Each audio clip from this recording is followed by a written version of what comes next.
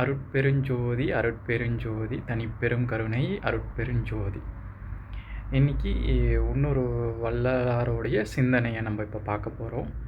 என்னென்னா, ஏன் பெரும்பாலான மனிதர்கள் கடவுளால் உருவாக்கப்பட்டவர்கள் ஏன் பசி, தாகம் மற்றும் பயத்தினால் துன்பப்படுகிறார்கள்?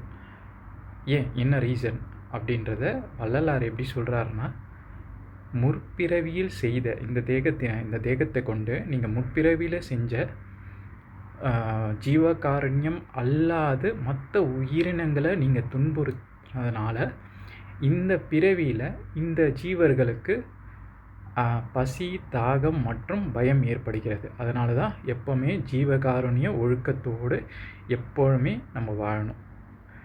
அருட்பெருஞ்சோதி அருட்பெருஞ்சோதி தனிப்பெருங்கருணை அருட்பெருஞ்சோதி.